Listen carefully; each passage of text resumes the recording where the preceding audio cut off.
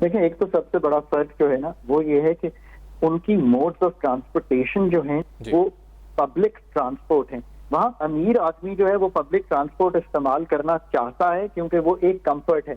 मैं जब पेरिस में रहता हूँ तो मैं नीचे उतरता हूँ अपने अपार्टमेंट से, सामने बस में बैठता हूँ, अपने दफ्तर चला जाता हूँ। ये मेरे लिए आसान तरीन चीज है, मुझे कहीं गाड़ी पार्क नहीं करनी, एक मेंटल कंफर्ट है।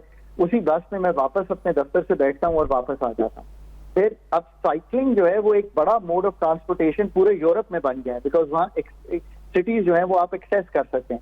फिर सिटीज की डेंसिटी जो है बहुत ज्यादा है compare to our cities, because वो हाई राइजेज हैं सारी, वो उस तरह फैली हुई सिटीज नहीं है। हमने अपनी सिटीज को भी फैला दिया है। तो सैफान ये इकोसिस्टम उन्होंने तो पूरा बना लिया है। फिर वॉकिंग इज लाइक 2-3-4 किलोमीटर दिन में वॉक करना टू गेट समवेयर, या 2-3 किलोमीटर वॉक बैक करना, ये तो एक मतलब एक्सेप्टेड चीज है।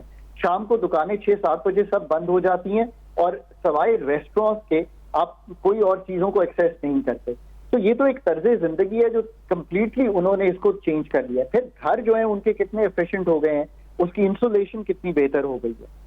ये सारे काम तो अब इवेंचुअली हमें अपने इस बिल को ठीक करने के लिए जो इम्पोर्ट का है, और प्लस सबसे बड़ी बात यह है कि थर कोल जो है वो बहुत बड़ा कोल का रिजर्व है ना, उससे आपके सिर्फ कोल पावर प्लांट चल सकते हैं, फौरी तौर पे तब्दील कीजिए। क्योंकि आज हम गुफ्तगू सारी कर रहे हैं कि हमने किस तरह ये सारा कुछ पाकिस्तान में करना है। तो मैं कोई चाइनीज आईपीपीज के रिफॉर्म या उनसे जाके रीनिगोशिएशन की गुफ्तगू नहीं कर रहा।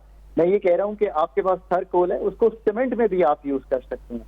तो अगर ये सारी इंडिजनाइजेशन की तरफ, सोलर जो है वो भी इंडिजिनस ही है, वाटर से बिजली बनाना भी इंडिजिनस है, छोटे डैम बनाना भी इंडिजिनस है। ये सारे काम अगर हम करेंगे तो हम 5 साल में इसको नक्शे को बदल सकते हैं।